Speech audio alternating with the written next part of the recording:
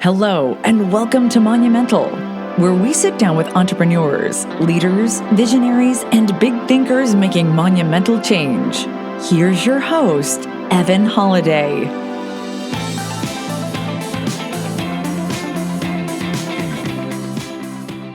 Welcome to Monumental. I'm your host, Evan Holiday, and today we have on the show with us Mr. Bruce Peterson. Bruce, how you doing, man? Good, bud. How are you? Doing well, doing well. Glad to have you on the show. It was actually introduced to me by a good friend of mine, mutual friend of ours, Tyler Cobble. So thank you, Tyler, for the introduction. And before we dive into today's episode, I want to give a little background on Bruce Peterson, the man himself, the apartment guy, as he's often known as. He's the best-selling author and syndicator of large multifamily properties throughout Central Texas, ranging in size from 48 units to 292 units. He was awarded Austin Apartment Association's Independent Rental Owner of the Year for 2016 and the National Apartment Association's Rental Owner of the Year for 2017, as well as Think Realty's Multifamily Investor of the Year in 2019. That's pretty impressive, Bruce. I'm excited to dive into what goes into that and how you're able to make all that happen. But Bruce targets stabilized properties where you can buy a cash flowing asset and drive value through building community and improved operations. So Bruce, with that, let's just dive in quickly before we get into the real estate side. Let's tell the listeners a little bit about yourself and who you are. Yeah, syndicator based in Austin, Texas. Been syndicating for about 8-9 years. To date, have syndicated 1,108 units, about $90 to $100 million. Have raised about $30 million to take those deals down. As you said, got the book out. Working on some education right now. We have a couple of management companies, one in Austin and one in Nashville. Working on a couple of exciting projects right now in Nashville, a couple in East Nashville. So, staying busy with that and just having a good old time. I'm a former retail guy who got lucky enough to kind of stumble into real estate back in 2011. And it's the best thing I've ever done. Been having a good time doing it. And it's really all we do now is just real estate 24/7. Awesome. And how in 2011, what got you into real estate? I quit working for somebody else at the age of 42, I think it was, and looked around and thought, okay, what am I going to do with my life? I'm now a grown up, and I got out of a job that I did not like, retail for 20 years. I thought, okay, what's next? And, just kept hearing about real estate. Everybody talks about real estate, how, you can put a renter in your single family rent home, have them pay your mortgage and give you a little bit extra on top of that, have somebody else pay off the mortgage, own it free and clear in 30 years. And so I thought, well, let's look into this. And so I just did a search, looked for a coach, found a coach that actually told me how stupid I was. And I was like, okay, that's wonderful to hear. Why the hell am I stupid? Because don't buy a single family rent home. But that's the whole idea, right? Get somebody to pay it off and live on. It's like, look, if that's your only option to get into real estate, absolutely. It's better than not being in real estate. And it's a great first step for most people. He said, look, you're retired, so you don't have any time commitments. You have plenty of time to devote to this. You have a skill set that you had in retail, believe it or not, that will convey, and you have money. Don't mess around with single family. Buy single family rent homes as a means to an end of getting to multifamily, because that's where you're going to make a difference. You could have a pretty decent life for yourself in a business with single family, but multifamily can provide much better upside, be quite a bit more rational and safer, and it's actually easier. So I was like, okay, I trust you. I don't know what I'm doing, so we're just going to go with what you say. I followed their advice, and they were absolutely right. That's amazing. Yeah, I think a lot of people fall into that trap or maybe don't even realize that they're going through that process of starting in single family, and then they do 20 or 30 houses. They get pretty deep into it, and then they realize they're like, oh, wait a second, there's a whole nother world, a whole nother option, a whole nother door that I never even considered opening because I didn't know it existed. So it's helpful that you got that kind of key advice to think bigger at an early part of your real estate investing career. Yeah, because if you have 20 or 30 houses like you're talking about, that's all over town. That's all over the state, maybe all over the country, wherever they are. I'll buy a 100-unit property and have all 100 units in one spot. Yeah. I can now hire a manager to sit there all day and run the property for me, a maintenance guy that's dedicated to that property all day, every day. It's just a completely different world that's easier and with a much bigger payoff. Yeah, exactly right. Yeah, I think the just having that ability to, I think when people realize they're like, oh, wait, I can have, if you get up to 100 units, you can have three, four, five, six people on site full time from leasing, management, maintenance, cleanup, unit turns, everything is there. And their full time job is taking care of your property and making sure that it cash flows instead of you having to think about that or you hiring somebody to drive all the way around town like you said, Bruce. Like it's night and day compared to owning multifamily cash flowing properties. Exactly. I love it. Well, let's dive into quickly into the book. Tell us a little bit about the book and what made you want to write it. So it's the step-by-step guide really on how to do a syndication. Many people are in real estate and they think, well, this is doing well for me and I like it, but man, how do I grow bigger? How do I take the next step? How do I, grow exponentially? Well, that's syndication, right? So syndication is nothing more than a bunch of people pulling their money together to go out and buy something. And in my case, it's buying income producing assets. So again, it'll walk you through how to raise money, where to raise money, the team members you need to have involved from a professional standpoint to accomplish uh, your syndication. I've got a complete timeline in there week by week as far as what you should be doing every single week. So you know exactly how this is going to run. But a big part of the book, though, the main reason for the book, I wanted you to understand how hard this is. Most people think Yeah. by Why listening don't to, you quickly tell them what the title is? well, the title of the book is Syndicating is a Bitch because it's hard. Exactly. People are told by many other people that, oh, anybody can do this. Everybody can do this. Do you understand spreadsheets? Well, good, go. You can do. It's not necessarily the case, right? So you're hearing how easy it is from people trying to sell you a program for $20,000 to $40,000. And while what they're saying is factually true, I don't think they're giving you the whole story and telling you all the headache that you're going to face, all the Yeah. scary stories. So I wanted to write the book to teach you the process for the price of a book, but also talk to you about, give you some stories along the way to show you the wild shit that's going to happen.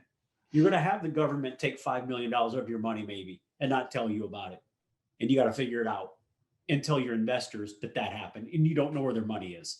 You're going to find dead people. We've had fires, we've had arson, we've had home invasions and carjackings, you name it. They don't talk about that on stages because if they do, you're not going to give them your money because you're going to be. Yeah. So I wanted to make sure it's a great way to make a living. It's a great business to be in. I love everything about it.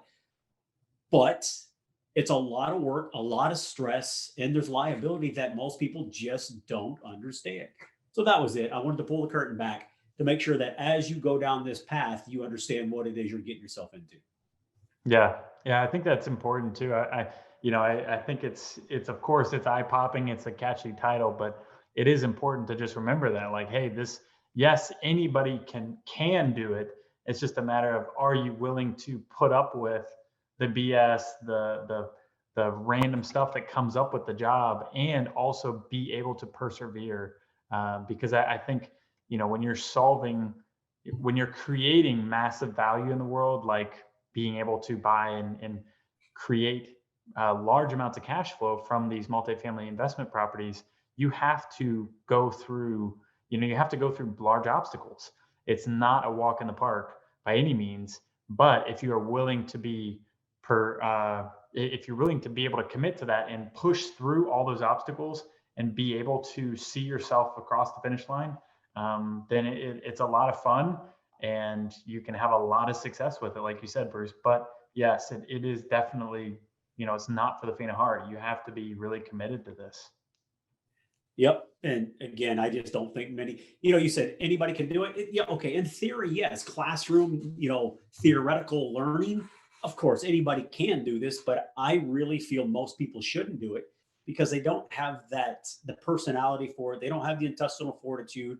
Many people, just by character and nature, they don't want to confront issues. They don't want to deal with issues. They want to turn their back, hide their eyes, put their head in the sand and hope, oh, it'll just all go away. It won't go away. It's just going to get worse. And if you can't deal with the issues that come up and be upfront about the issues that you're having, because you're going to have them, then I just don't think you should do this. And I believe most people don't have it in them to do that. But Yeah.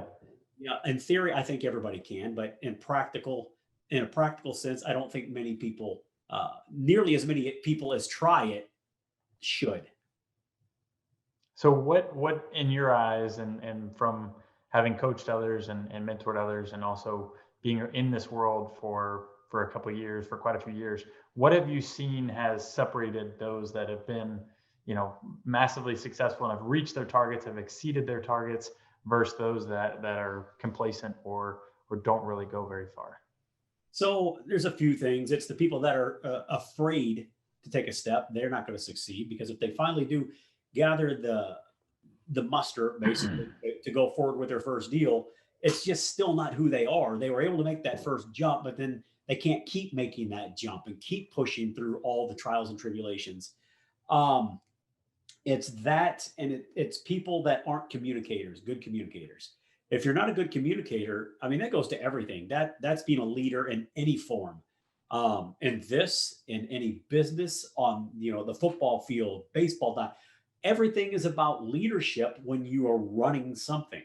And in syndication, again, it's a business, so you are running a business. And you have to be a good communicator. By good communicator too, I don't mean just well spoken. You've got an impressive vocabulary. It doesn't matter, right? As long as you're not a complete buffoon, the biggest thing that matters is, are you able to communicate effectively in a way that people understand? They see your vision, you can communicate it, but also communication means getting out in front of issues. Because again, things are going to go wrong and you have to own those. Explain to people that, hey, this went wrong. This is what caused it. These are the steps we're going to take to try to make sure it doesn't happen again. And that's the piece that I think a lot of people have a hard time with. People don't like confrontation, and I don't blame them. Who likes confrontation? But Yeah. many people can't get past the not liking confrontation to have honest and hard conversations with people that you owe people when you are leading their investment. Yeah. And so what have been some examples, some great examples to share with our listeners of like how you've had to go through a tough situation like that and confront it head on, and be able to really effectively communicate your way through a tough situation? Well, the biggest thing is something I already kind of hit on a little bit, but we're about a 250 unit property in South Central Texas, 2016, and it's the day of closing, so we go to the bank and wire our $5.2 million to purchase the property. Leave the bank, head to the property, wait in the parking lot until we get the all clear that the wire's been received. We now own it. Well, it's 9 o'clock when I initiate the wire. It's usually an hour or two and it's all done and we will own it by 11. Well, 11 o'clock comes, haven't heard anything. 11:30, 12, 12:30, still nothing. 1 o'clock, 2 o'clock, 3 o'clock, they still haven't found or received the wire transfer of $5.2 million. And I'm not worried. I'm the eternal optimist. I'm like, well, it'll be there. It's taken longer for some weird reason. I don't know why, but it's taken longer, but it'll be there. But I've got everybody screaming at me. The attorneys are screaming at me. The seller's attorney is screaming, we don't have his money. So now my attorney is not really screaming, but they're kind of like Bruce because they're getting a bunch of crap from the seller. And I'm like, look, I don't know what to tell you. I called the bank. They said, yep, it went out. No question. Here is the tracking number. Here's the confirmation number. So we know it left. So when it leaves, it goes to the Federal Reserve and they sit there and they look at it. They make sure everything looks appropriate and they move it on. Well, after 9/11, there's a new division of the government created called OFAC, OFAC. Can't remember exactly what it stands for. Office of Foreign directors, something or other, but their role in the world is to also eyeball these wire transfers and not just leave it up to the Federal Reserve. They're actually going to look at it and say, okay, seller name, receiver name. Are these names affiliated with any known bad actors internationally? Their job is to try to combat money laundering to fund terrorist organizations and drug cartels. So they're going to look at it. They looked at this transaction, and the name of the property was also the name of a known drug cartel in Colombia. Uh-oh, oops. Well, that sucked because they took my That's, money. Now, yeah, wow. they have like 2 weeks to research it, figure out what the hell's going on, but they don't tell you they take your money because, as far as they're concerned, you're maybe a terrorist. Well, if you're a terrorist, they're not going to say, "Hey, Mr. Terrorist, we have your money. I Yeah, apologize for the inconvenience." We'll tell. That doesn't happen. So they just take it. Nobody knows where it is. My attorney doesn't know. The bank doesn't know. Their attorney doesn't know. wow. Nobody knows. Finally, the president of the title company stepped in and said, "Hey, I think I remember something like this about 10 years ago." So we're like, okay. So he started digging, and sure enough, he found it. OFAC had grabbed it. They're sitting on it. This is Friday afternoon. Well, we have to leave the property because we don't own the property, because we had actually gone to the property and started setting up shop a little bit because we knew we were going to own it that day. Well, Yeah, that time never came, so we had to leave. But then the fun part about, having to be a good communicator. Well, now I got to come back to the office that evening on a Friday and say, hey, I know today was closing day and I'm sorry it didn't quite go as planned. We didn't close the deal, but I got one better for you. I don't know where your money is, because of that $5.2 million, roughly 5 million of it is investor money. It's not mine. And if I can't find this money, I'm financially ruined. I don't have $5 million in my back pocket. A lot of people are worth $5 million maybe, but nobody keeps $5 million just laying around somewhere. yeah, Where I say, I lost it. I will eat it. And here it is. I'll give you my money to make you whole. I'm destitute. I'm busted if I've lost this money. And that's what it looks like. But so I got to come back and own up to that. But then luckily they figured it out. And on Monday, the close went through. Everything was fine. But it created some white knuckle times. It created a little bit of stress, some hyperventilating, and a few cocktails along the way. But oh we yeah. worked it out. But I don't think, I think there are a lot of people in the world that they just aren't mentally prepared to deal with that stuff. Yeah, yeah, I completely agree with you. I've gone through some interesting situation. I don't think anything like that. But yeah, there is so many curveballs. You're right. I mean, from the time you negotiate it all the way to the time you close it to the time you stabilize it. I mean, everywhere in between that process, there's, 1,000 different things that can go a totally different direction than what you ever expected. And I think that being prepared for the unknown and being able to keep a calm level, stable mindset throughout that, and not, be thrown off by that, and being able to take that in stride and being able to still take action like you did. You effectively communicated to your investors and let them know what was going on, and apprise them of the situation instead of, you know, backing down or backing away from the situation. You confronted it head on, and I think that's a valuable piece for any person that wants to be successful in real estate or multifamily investing, and really just entrepreneurship and business in general. I think that's phenomenal advice. Right. And it doesn't even stop, when you take over and you start getting it stabilized. Well, now you got to own it and operate it for a while. If you have your own management company, if not, well, then you have to oversee the third party management company. Things are going to go wrong there. Then the day will come that you have to, that you're going to try to sell it. That might not go very smoothly. I tried to sell the one we're closing on tomorrow, actually. We're going to sell this exact same property, actually, now that I think about it. Weird circle here, but yeah, we're selling it tomorrow now. Well, Nice. the first time, this is not the first time we've tried to sell it. We tried to sell it last year to what turned out to be a deadbeat buyer. Well, they looked good. They sounded good.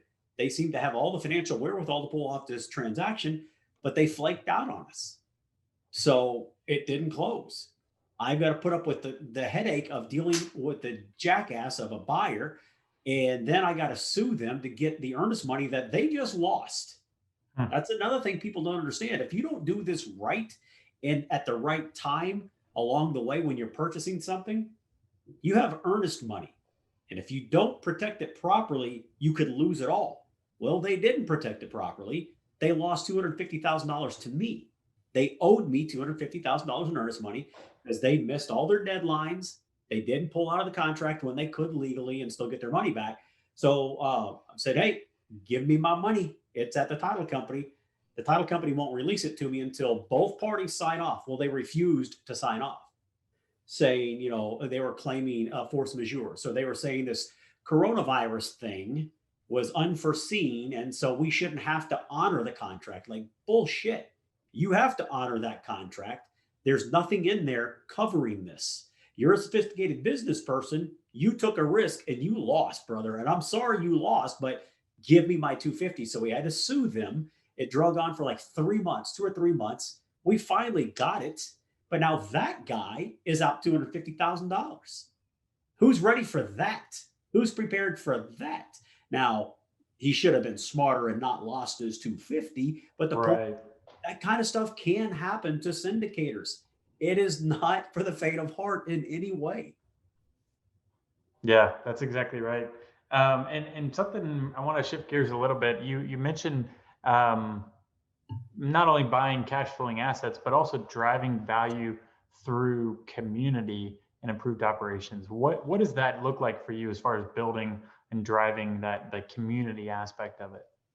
So, one of the biggest things we've ever done is on one of our more working class properties that we've ever owned. We've since sold it, but it's in a very working class part of Austin, kind of a rougher area, very lower socioeconomic area. These people just struggle to put food on the table and pay their bills. Well, so what we decided to do the very first year we took over, my wife had a great idea. Let's do a school supply drive. So we reached out to all the people that live on the property and said, give us a list of all of your, I think it was all of your elementary and middle school, junior high kind of age group kids. Tell us where they're going to school. And so they did that. Then we went to the schools and said, I need the list of school supplies that you are requiring of the students this coming school year. So we went out to Walmart and we went to Amazon and Target and bought everybody's backpacks. We bought Walmart, a couple of locations of Walmart, totally out of backpacks. Because on a 120 unit property, you would have never expected there to be 87 freaking kids, but there were. So we had to buy a lot of school supplies. But, it was our way of thanking them basically uh, for living there and trusting us with the place they live. So it was about $20 to $25 per student. We fed them for the day. We set up in a vacant unit, so we gave them some pizza, some waters, and Gatorades and soft drinks. So they came in, they got their backpack, then they went into another room and they got the supplies to put into that backpack, and then they walked out with food in their hands and all the supplies they needed. So that was part of the community thing, right? They saw that these people really care about us. That was really cool that they did that. Um, and then another thing at the same property, we did a Jackson Pollock painting day where we had the mothers usually bring their children in to do splatter painting on canvases. Hmm. Because again, my wife, she's a very smart person, right? Very creative. She thought, I need art for the office and for the laundry room, and I don't have the budget for that right now. So what can I do? So she went out and just bought some blank canvases, had the kids come in and splatter paint. The parents started splatter painting too. They were having a ball. Again, we provided food while they were there. But what it really did, it didn't just provide us with art for our property. On this property, we have about 10% of the property is devoted to refugees. We work with a nonprofit that places refugees fleeing dangerous situations.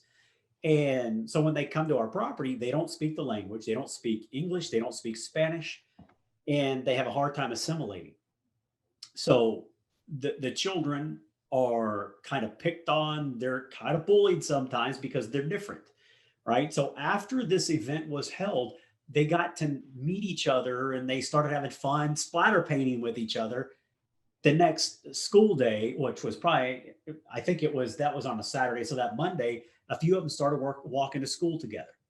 So we took a situation where there was maybe some even hostility on the property. a lack of understanding of each other. Well, now they all became friends. And again, that's community. People don't want to leave if they know their neighbors and they like their neighbors. If they don't know and like their neighbors, they don't care. I'm going to go the cheapest place I can find because I have no emotional connection to this place. So that's our big thing, is creating community and making it a place people really want to live, and demonstrating through our actions that we truly care about them. That's really powerful. I love that you guys do that, because I think a lot of groups and owners, they don't take the time or the effort or the energy, and don't realize how much of a difference that can make, not only to the residents as people, and as living, breathing humans just like you and me, but also just for your retention of your property, and the long-term financial success of your property. You can not only have real impact on your residents, but you can also create long-term success for the property. I think that's the cool thing about projects like that, and getting unique with it, and getting creative with it. I think is a lot of fun. That's the fun side of it too. Is like you can do anything from like you said, the backpack drive to the painting. You could do like a health screening day, popsicles at the park, whatever. Like just adding value to them, and creating a better experience for them, that gives them the opportunity, like you said, to just randomly meet other neighbors, make friends in the process, create that community. I think that's a huge piece, and that's also something we do with Holiday Ventures, is building in that resident empowerment piece of how can we not just provide the attainable workforce housing, but how can we take it a step further and empower our residents to live a better life, and have more opportunities, and have more happiness, and be able to have the growth, so that maybe one day they make their way out of affordable or workforce housing, and be able to live a better life and provide a better life for their kids. Right. What Gary Vaynerchuk says a lot is doing the right thing is always the right thing. People that think the way to make money and be successful financially is to rip everybody off, squeeze every dollar of profit out of everything, treat people like crap, don't repair their stuff, just overall be a slumlord. That's so wrong. I promise you will make more money. So, right, if you're doing it because it's the right thing to do for other human beings, but because you treat them with dignity and respect. Workforce housing people aren't used to that. And that's disgusting. But they're not used to being treated like human beings. So when you do that and you genuinely show that you care, they will reward you by staying. We lose more money to unit terms than almost anything. It's the least Exactly. profitable thing we do, is lose people. So if I can improve my retention rate by 5 or 10 points, that more than pays for all the stuff we do. So it's not necessarily a direct ROI. I'm selling something that cost me $3, I'm selling it for 6. So it's not an immediate recognition of ROI, but my Lord, it just makes us all more money. It provides better experiences for the residents, and it just makes what we do more worthwhile. Yeah, more meaningful. Yeah, I couldn't agree more. I think that's sometimes people lose sight of that. Like there's just so much benefit to doing this, and it ultimately makes you feel good, and it makes the people who are receiving that help and receiving that impact, it makes them feel good too. Yeah. So I love that you do that. Another thing I wanted to ask you about was working with your wife. How did that come about? And I partially want to know because Jeanette, my fiance, she works with me as well, and so I'd love to know another perspective of how you guys work together. Well, with COVID, especially, we both work out of the house. And in fact, she can hear me right now. She's on the other side of my wall in her office. So, trying to figure it all out early on, we thought we had the bright idea. We've got a big enough office. We'll set 2 desks in one office, and oh shit, that didn't work. That didn't work at all. We love Yeah. each other. We're each other's best friends. We do everything together, but working in the same office did not work for us at all. So we had to, split up. So now we're in different offices, but also, she's all the way in, just like I am. It's not me dragging her along. It's not her dragging me along. But, we've struggled over the years trying to identify our lanes.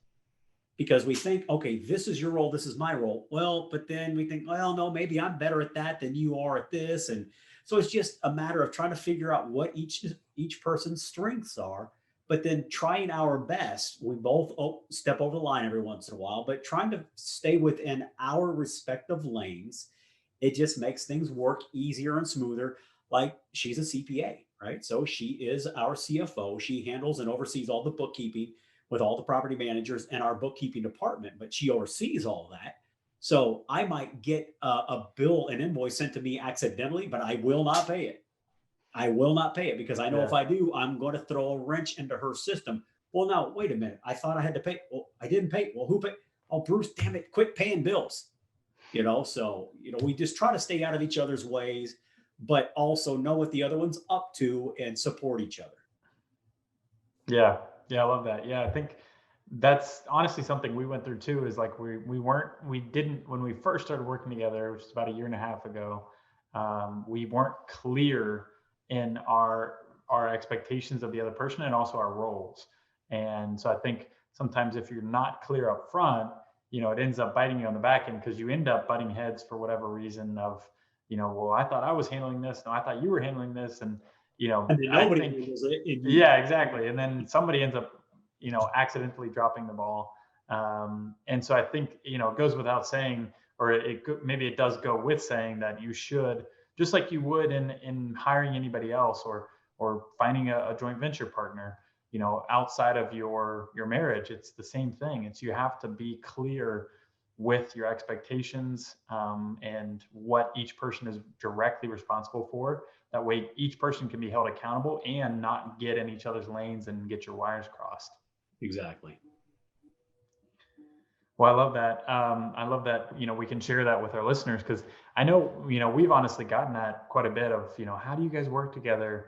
What does that look like? How do you guys, how can you do that, and still be able to work with each other all day, and still have a happy marriage? And so I think it's good for people to hear that there are examples of people that work successfully together. Yeah, people that aren't happy in their marriages, they look at us like we've got three heads. Like, Yeah. I'm sorry, we enjoy spending time together, right? Yeah. We like to be together. It's weird when I travel without her. It's just bizarre. It's like my right arm is gone. But, unfortunately, I really believe that a lot of people aren't happy in their lives. They aren't happy in their marriages, and they think, "Oh my God, how horrible is that?" It's not horrible if you truly love your partner, and Yeah. that partner is truly your partner in life. It works beautifully for us. We both go through periods of stress, periods that we want to pull our hair out, but we kind of support each other through it. She'll go through it. I'll help her. I'll go through it. She'll help me, and Exactly. we make it through together. Yeah, I love that. Yeah, I think that's something we've talked about too, is like, it starts first in your relationship. You must have a good relationship first and foremost before you even consider working together. And like you said, just honestly, just being there for the other person is so Right. important to making that work. Well, the other thing I wanted to touch on, Bruce, was as far as what's next. What's next? What's on the horizon? What do you see future Bruce doing? What does that look like for you? Well, more of the same stuff. We've got lots of things in the works right now that, it's a little premature to start talking about some of it, but we're doing our first development project. We're doing it with a very experienced partner, but it's the first time we've done it. Right? We're going to be responsible for handling the back office because that's our skill set. But we're partnering with the guy you mentioned earlier, right? Tyler Cobble. He's a really good friend. Well, he's actually like my damn son. He's like 25 years my junior. But he's a phenomenal guy with a lot of experience in development. He's an experienced commercial broker as well. But we're working with him, and what we're doing is building a food hall mixed use concept in East Nashville on Dickerson Pike. And it's going to have micro offices, micro retail, and some of these smaller restaurant concepts. And it's going to provide a lot of outdoor seating, rooftop seating for people to, because even with COVID, right, everybody's been locked down for 9 months. We're moving around a little bit, but not a whole lot. Everybody wants to be out. Everybody wants to go to, get dinner instead of make dinner. Yeah. but they're afraid to sit indoors a lot of times. And some places don't have outdoor seating. So our thought is to do a food hall, but have lots of outdoor seating so they can come out there and hang out and feel safer. But then also micro office and retail. People are still going to need retail storefronts. People are still going to need offices, no matter what you hear in the news. All the office buildings are not going to die because nobody will ever go. That's just not happening at all, right? We see Tyler again as a commercial broker. Part of his job is leasing office space. He still leases office space like crazy right now. But what a lot of people are doing now, they don't want to start a restaurant in a 10,000 square foot space. There's a lot of financial risk there.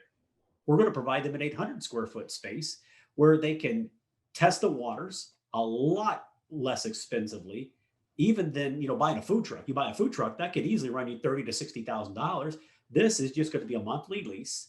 So we're trying to provide a cheaper alternative and a safer way for people to get involved in retail, in office, and start a restaurant. It's a great way for restaurants, existing restaurateurs, to actually test new concept as well. So we're building we're purpose building podcasting studios. We're purpose building meetup spaces, because this is stuff that people are just having to wedge themselves in the corners of coffee shops somewhere to do stuff, because there's not space created for this anywhere really. So we're Right. what's going on around us and thinking everybody's doing this now. So we need to provide that Yeah.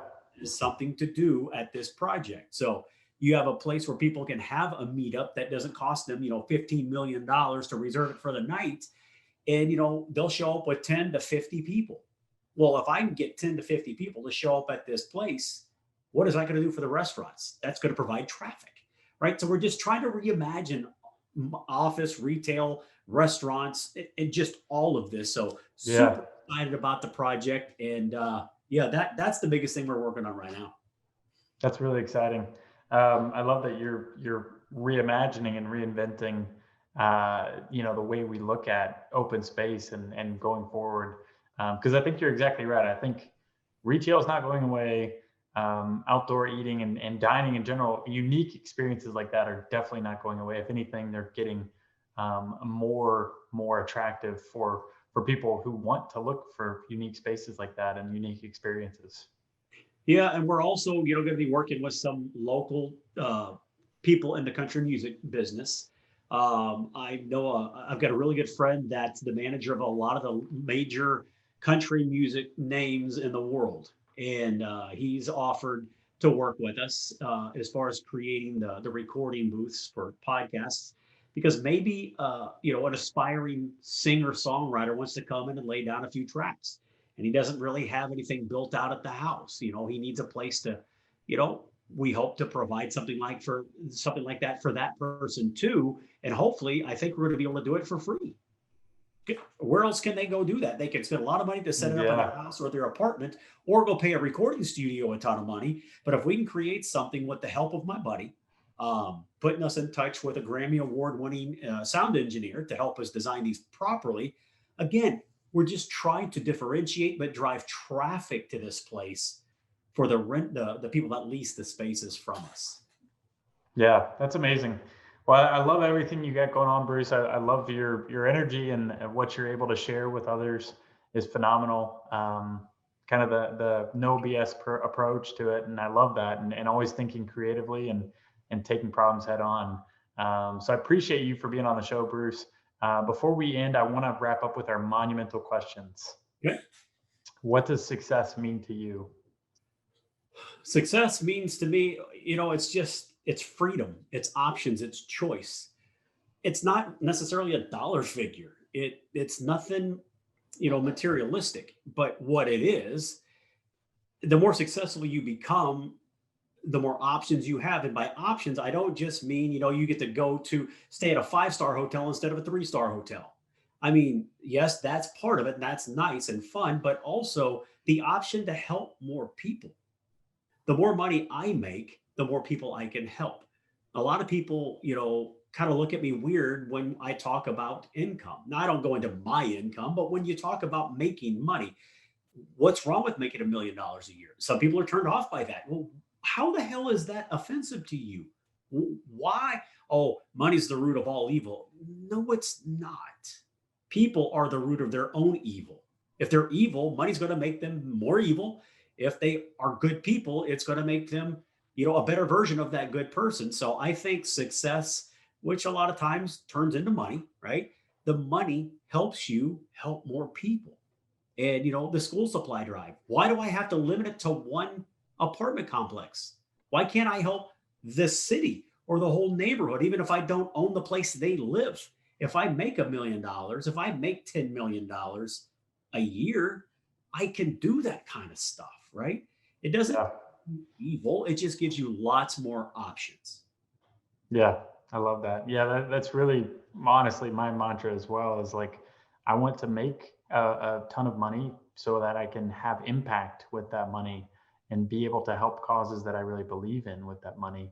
Because it really can go a long way. So I love that you brought that up. Yeah, I think it was Um, Jay-Z that said somebody asked him about helping other people, being rich. And he's like, look, how much could I help you if I'm broke just like you? Right. yeah, So I need to make something of myself to then be able to give back. yeah, I love that. What about daily habits or morning rituals? I'm not the best at it, but I try. I know Hal Elrod, so we've talked about it a few times. He's tried to help me figure out how to journal. I can't figure out how to journal.